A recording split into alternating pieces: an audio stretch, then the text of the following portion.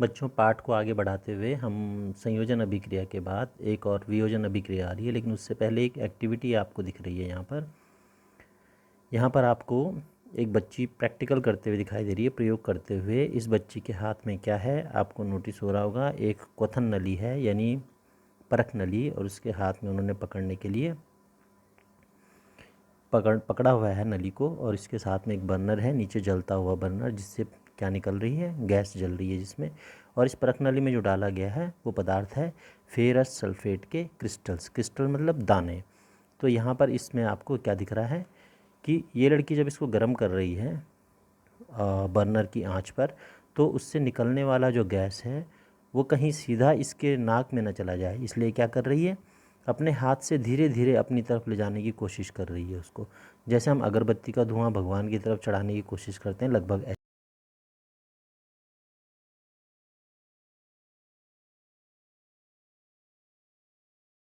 आपको दिख रहा होगा यहाँ पर। ऐसा इसलिए होता है कि इसमें निकलने वाली गैस जो होती है वो होती है सल्फ़र डाइऑक्साइड, और ये गैस बहुत पंजेंट होती है, बहुत तेज़ी से नाक पे चढ़ती है। तो इस गैस से बचने के लिए सबसे आसान तरीका क्या है कि आप परख नली को टेढ़ा कर दो, गैस को दूसरे रास्ते जाने दो, और धीरे धीरे करके अपनी तरफ उसको हाथ की सहायता से अपनी तरफ खींचें। तो ये प्रैक्टिकली बच्ची यहाँ पर कर रही है। आगे लिखा गया है, ये क्रियाकलाप करते हुए क्या देखना चाहती है, जरा देखेंगे कि एक शुष्क क्वथन नली में 2 ग्राम फेरस सल्फेट के क्रिस्टल लीजिए। फेरस सल्फेट के क्रिस्टल के रंग पर ध्यान दीजिए। तो बच्चों, ये नीले फेरस सल्फेट, आयरन सल्फेट के क्रिस्टल्स आपको दिखाई देंगे, और iron sulphate FeSO4, ferrous sulphate मतलब FeSO4 के क्रिस्टल्स। क्वथन नली को बर्नर या स्प्रिट लैंप की ज्वाला में गर्म कीजिए, जैसा चित्र में दिखाया गया है। गर्म करने के पश्चात क्रिस्टल के रंग को देखिए। तो बच्चों, क्रिस्टल का रंग बदल जाएगा आपको इसलिए बदल जाएगा क्योंकि इसमें से कौन सी गैस निकल जाएगी, सल्फ़र डाइऑक्साइड SO2 गैस निकल जाएगी। तो आगे हम देख रहे हैं इसमें क्या हुआ इस क्रियाकलाप के बाद। ये कहना चाह रहे हैं कि आपने ध्यान दिया कि फेरस सल्फेट क्रिस्टल के हरे रंग में परिवर्तन हुआ है, और सल्फ़र के दहन के उपरांत उत्पन्न उसे अभिलाक्षणिक विशिष्ट गंध का भी आप सूंघ सकते हैं। उससे निकलने वाली जो गैस होगी वो सल्फ़र डाइऑक्साइड होगी, और या सल्फ़र ट्राइऑक्साइड होगी, और इस गैस को, इनकी दोनों जो हैं बहुत तेज़ी से चुभने वाली गैस है, नाक में बहुत तेज़ी से चुभती हैं, तो इनकी दोनों की स्मेल आपको दिखाई देती है। और जो फेरस सल्फेट पहले हरे रंग का था उसका रंग उड़ जाता है, वो ऑक्साइड बन जाता है। तो इस अभिक्रिया में क्या हुआ है, इस अभिक्रिया में आपको दिख रहा है कि जो फेरस सल्फेट आपने प्रयोग में लिया था वो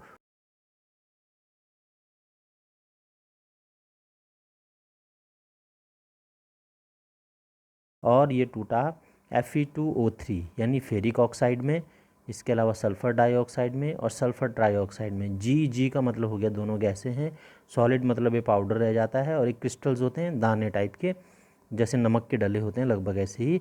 तो ये FeSO4 जो है वो टूट जाता है अपने अवयवों में। तो इस रासायनिक अभिक्रिया में क्या हो रहा है, कोई भी एक अवयव अपने से ज़्यादा, कोई भी एक पदार्थ अपने जो है 2 से ज़्यादा पदार्थों में टूट जा रहा है।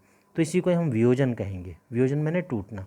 तो वियोजन अभिक्रिया में क्या होता है, कोई भी एकल अभिक्रमक जब हम लेंगे, एक ही क्रिया करने वाला पदार्थ लेंगे और वो अपने अवयवों में टूट जाए, एक ही क्रिया करने वाला पदार्थ जब अपने अवयवों में टूट जाए तो उसको हम कहेंगे यह एक वियोजन अभिक्रिया है। तो इस चित्र में या इस प्रयोग में भी एक वियोजन अभिक्रिया हो रही थी। देखिए यहाँ पर इस अभिक्रिया में एकल अभिकर्मक टूटकर छोटे छोटे उत्पाद प्रदान करता है। यह एक वियोजन अभिक्रिया है। गर्म करने पर फेरस सल्फेट FeSO4 × 7H2O का क्रिस्टल जल त्याग देता है, यानी इससे जल के अणु निकल जाते हैं भाप के रूप में, और क्रिस्टल का रंग बदल जाता है। उसके उपरांत यह किस किस में टूट जाता है, Fe2O3 यानी फेरिक ऑक्साइड में, सल्फ़र डाइऑक्साइड में और सल्फ़र ट्राइऑक्साइड में वियोजित हो जाता है। फेरिक ऑक्साइड ठोस है, जबकि सल्फ़र डाइऑक्साइड व सल्फ़र ट्राइऑक्साइड दोनों गैसें हैं। तो ये जी लिखा है, इसका मतलब गैस है, ये ठोस हो गया। और ये तो पूरा क्रिस्टल फॉर्म होता है, जब इसमें से पानी के कण निकल जाते हैं तो ये टूटने लगता है। तो इस तरह हमें इस क्रिया में क्या दिख रहा है कि एक ही अभिकर्मक था, वो ज़्यादा उत्पाद बना रहा है, 2 या 2 से ज़्यादा उत्पाद बना दे रहा है, तो इसको हम कहेंगे वियोजन अभिक्रिया। तो वियोजन अभिक्रिया हमें यहाँ पर देखने को मिली। इसी प्रकार से एक अभिक्रिया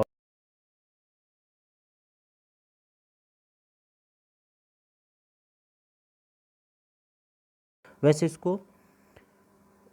इसको जो है मार्बल भी कहते हैं। संगमरमर सुना होगा आपने। संगमरमर कहाँ क्या यूज़ होता है? संगमरमर ये कहाँ इस्तेमाल होता है? ये इमारतों में इस्तेमाल होता है, फर्श के लिए।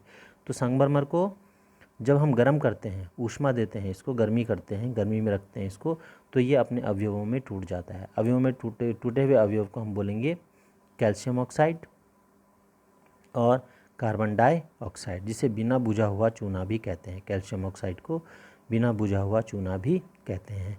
तो इसमें क्या हुआ? सीमेंट उद्योग में इसका उपयोग किया जाता है और इसमें वियोजन अभिक्रिया हो रही है। एक ही अभिकर्मक था, वो अपने से ज़्यादा अवयवों में टूट गया है। दिख रहा है आपको? कैल्शियम ऑक्साइड में कार्बन डाइऑक्साइड में टूट गया है। तो ये भी एक वियोजन अभिक्रिया का उदाहरण है। तो परीक्षा में अगर कोई प्रश्न पूछा जाएगा वियोजन अभिक्रिया का उदाहरण लिखिए, तो इसको यहाँ पे वियोजन हुआ है। बच्चों यहाँ पे क्योंकि ऊष्मा द्वारा वियोजन हो रहा है, गर्मी पैदा करके इसको तोड़ा जा रहा है, तो इस वियोजन को हम कहते हैं ऊष्मीय वियोजन, यानी गर्म करके तोड़ना, गर्म करके वियोजित करना, अलग अलग करना। तो यहाँ पर ऊपर लिखा गया पैराग्राफ में कि ऊष्मा देने पर कैल्शियम कार्बोनेट का कैल्शियम ऑक्साइड तथा कार्बन डाइऑक्साइड में वियोजित होना एक प्रमुख वियोजन अभिक्रिया है, जिसका उपयोग विभिन्न उद्योगों में होता है। कैल्शियम ऑक्साइड को चूना या बिना बुझा हुआ चूना कहते हैं। इसके अनेक उपयोगों में एक उपयोग सीमेंट के निर्माण में भी होता है। ऊष्मा के द्वारा की गई वियोजन अभिक्रिया को ऊष्मीय वियोजन कहते हैं। तो यहाँ पर आपको ऊष्मीय वियोजन देखने को मिलेगा। गर्म करके किसी पदार्थ को तोड़ देना, उसके अवयवों में तोड़ देना, यानी दो या दो से ज़्यादा उत्पाद प्राप्त करना उससे, तो इसको ऊष्मीय वियोजन कहेंगे हम। इसी प्रकार से आगे एक दूसरा एक्सपेरिमेंट बोला है इन्होंने कि एक क्वथन नली लेनी है, उसमें 2 ग्राम लेड नाइट्रेट लेना है। लेड नाइट्रेट का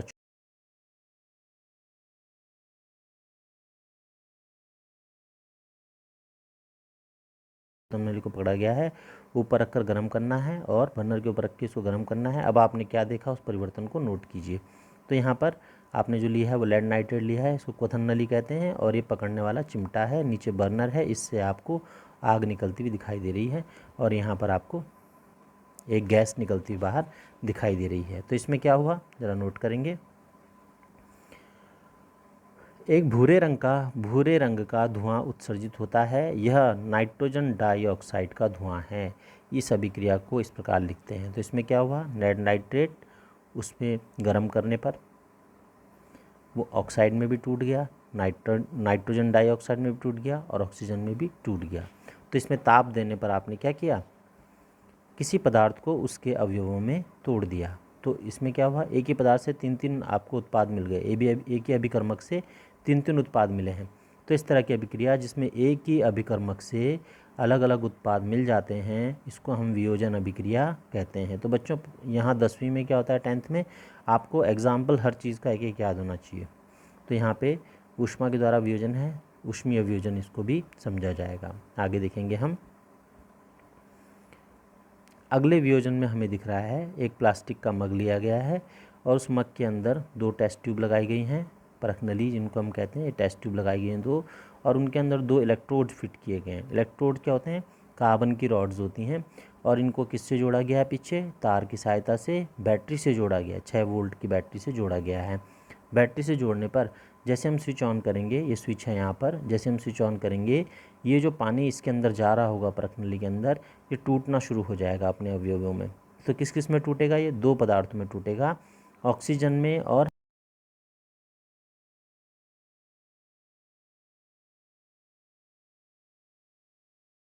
नली के अंदर का जल है। और ये रबर डॉट लगाया गया ताकि आपको करंट, ताकि पानी नीचे लीक ना हो और करंट भी ना लगे। तो इस तरह हमने बाहर से इसको सेट कर दिया। तो इसमें 6 वोल्ट की बैटरी से इसको जोड़ा गया है। अब इसके अंदर क्या होगा, हमें जो है एक सिरे पर ऑक्सीजन गैस मिलेगी और एक उसमें हाइड्रोजन गैस मिलेगी। ये धन और ऋण का इसमें हिसाब रखा जाएगा कि कौन सा धन इलेक्ट्रोड है, कौन सा ऋण इलेक्ट्रोड है। उदाहरण के तौर पर इस चित्र को बड़ा करने पर देखेंगे आप कि ये धन इलेक्ट्रोड है और ये ऋण इलेक्ट्रोड है।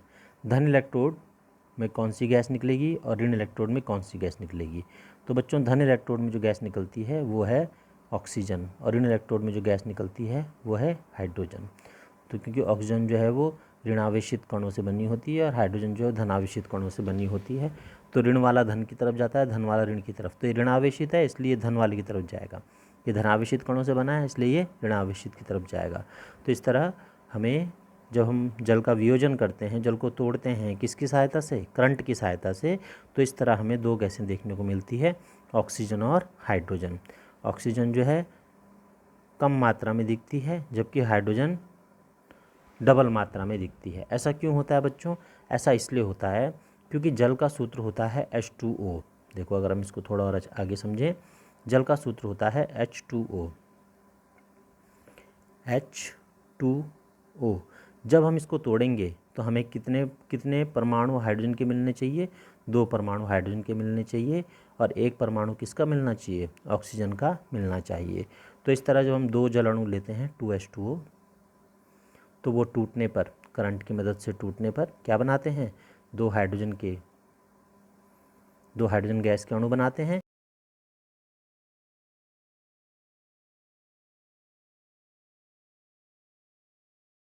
मिलता है, हाइड्रोजन मिलती है, और 1 गुना क्या मिलती है? ऑक्सीजन मिलती है। परीक्षा में पूछा जाता है कि जल के वियोजन करने पर ऑक्सीजन क्यों मिलती है, ऑक्सीजन ज़्यादा कम क्यों मिलती है और हाइड्रोजन ज़्यादा क्यों मिलती है? तो आप सीधा बोलेंगे क्योंकि जल के वियोजन करने पर जल के परमाणु में कितने भाग हाइड्रोजन है? दोहरा भाग हाइड्रोजन का है, और इकहरा भाग किसका है? 1 भाग किसका है? ऑक्सीजन का। इसलिए जल के विद्युत वियोजन करने पर हमें डबल मात्रा में क्या मिलती है? हाइड्रोजन मिलती है, और सिंगल पार्ट में यानी आधे मात्रा में क्या मिलती है हमको? ऑक्सीजन मिलती है। तो इस तरह हमें इसको समझना है। आगे देखेंगे, इस प्रकार के वियोजन को हम कहेंगे विद्युत द्वारा वियोजन, वैद्युत अपघटन। जिस लिखा गया है विद्युतीय वियोजन या वैद्युत अपघटन, जल का वैद्युत अपघटन। तो इसमें समीकरण क्या लिखी जाएगी? H2O देता है, क्या देता है? H2 धन O2। बैलेंस कर लेंगे, इसको संतुलित कर लेंगे, और यहाँ पे लिखा जाएगा बीच में विद्युत, यानी करंट का प्रयोग किया जाएगा। तो जो तीर के ऊपर है यहाँ पे लिखा जाएगा विद्युत, यानी विद्युत के द्वारा इसका वियोजन, विद्युतीय वियोजन हुआ ये। आगे देखेंगे हम, आगे हमारे पास आगे देखने को मिलेगा, यहाँ पर आपको एक सिल्वर क्लोराइड दिया गया है AgCl। सिल्वर क्लोराइड का सूत्र होता है AgCl। इसको धूप में रखा गया है सूर्य के प्रकाश में। तो सूर्य का प्रकाश जब इसके ऊपर गिरता है बच्चों, तो ये टूट जाता है अपने अवयवों में। किस में टूटता है ये? सिल्वर में और क्लोरीन में, 2 पदार्थों में टूट जाता है। तो जो श्वेत रंग का सिल्वर क्लोराइड होता है वो अपने 2 पदार्थों में, सिल्वर और क्लोरीन में टूट जाता है, जैसे कि यहाँ पर दिया गया है AgCl सिल्वर क्लोराइड सूर्य के प्रकाश की उपस्थिति में। तो किस में टूट गया? सिल्वर में और क्लोरीन में।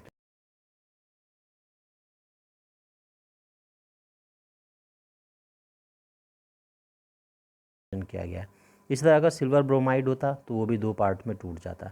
तो इस तरह की अभिक्रिया में इसका प्रयोग किया जाता है श्वेत श्याम फोटोग्राफी में। बच्चों आजकल तो होता नहीं है, पहले ज़माने में कैमरों में रील लगा करती थी, तो रील के ऊपर जो पेंटिंग, रील के ऊपर जो पदार्थ लगाया जाता था, रील ऐसा होती थी, और रील के ऊपर जो नेगेटिव होता था जिस पे चित्र बनता था, उस चित्र पर जो पदार्थ लगाया जाता था वो परत हुआ करती थी सिल्वर ब्रोमाइड की। किसकी परत होती थी? सिल्वर ब्रोमाइड की। एक्सरे देखा होगा आजकल आपने, तो एक्सरे में भी यही सिल्वर ब्रोमाइड की परत यूज़ की जाती है। जब हम हड्डियों का एक्सरे करा के आते हैं, कभी हम गिर जाते हैं, चोट लग जाती है उस टाइम पर, या चेस्ट एक्सरे कराते हैं, तो उसमें जो काला काला आपको दिखता है इंक जैसा, वो क्या है? सिल्वर ब्रोमाइड है, और सिल्वर ब्रोमाइड का उपयोग एक्सरे फिल्म में किया जाता है। तो इस तरह हमें देखने को मिला यहाँ पर कि यहाँ पर वियोजन भी हो रहा है। यहाँ पर भी एक पदार्थ 2 से अधिक पदार्थों में टूट रहा है। ये वियोजन जो है किसके कारण हुआ? किस प्रकार की ऊर्जा के कारण हुआ? इसमें लिखा प्रकाशीय ऊर्जा के कारण। तो इसको प्रकाशीय वियोजन कहेंगे, प्रकाशीय वियोजन। समझ गए आप? ये हुआ प्रकाशीय वियोजन अभिक्रिया। आगे हम देख रहे हैं, ये कहना चाह रहे हैं यहाँ पर कि वियोजन अभिक्रिया को करने के लिए आपको जो है, वियोजन अभिक्रिया में अभिकारकों को तोड़ने के लिए ऊष्मा, प्रकाश एवं विद्युत की आवश्यकता होती है। जिन अभिक्रियाओं में ऊर्जा अवशोषित होती है इसे ऊष्माशोषी अभिक्रिया भी कहते हैं। यानी ये सब ऊष्माशोषी अभिक्रियाएं भी हैं। क्यों? क्योंकि इसमें तभी हो रहा है काम जब पहले उनको ऊष्मा मिल रही है। तो ऐसी अभिक्रिया जिसमें ऊष्मा को सोखना पड़ता हो पहले, तब आगे पदार्थ बनते हों, तो इसको हम ऊष्माशोषी अभिक्रिया भी कहते हैं। तो यहाँ पर बच्चों जितने आपने ऊपर एक्सपेरिमेंट्स देखे वो सब ऊष्माशोषी के भी उदाहरण हैं। वियोजन के अलावा किसके उदाहरण हैं?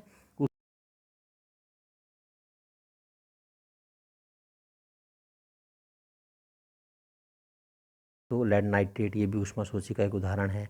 अगर आप और ऊपर जाते हैं तो उससे पहले के एग्जाम्पल्स जो आपको दिख रहे हैं, कैल्शियम कार्बोनेट का टूटना, वो भी एक ऊष्माशोषी का उदाहरण है। इसी तरह से आयरन सल्फेट का टूटना या फेरस सल्फेट का टूटना, वो भी ऊष्माशोषी अभिक्रिया का उदाहरण है। वियोजन के साथ साथ ये ऊष्माशोषी अभिक्रियाएं भी हैं। तो आप समझ गए होंगे, वियोजन अभिक्रियाएं ज़्यादातर ऊष्माशोषी अभिक्रियाएं होती हैं। ऊष्माशोषी अभिक्रियाएं वो भी जो कि अपने को शुरू करने के लिए पहले पदार्थ को गर्म करने की आवश्यकता महसूस करती हैं। अब गर्म किससे करेंगे? या तो हम गर्मी देकर आंच में गर्म करेंगे, या हम करंट की मदद से गर्म करेंगे, विद्युत की मदद से, या हम सूर्य के प्रकाश की सहायता से उसको गर्म करेंगे। तो आज के लिए इतना ही बच्चों, बाकी अगले वीडियो में।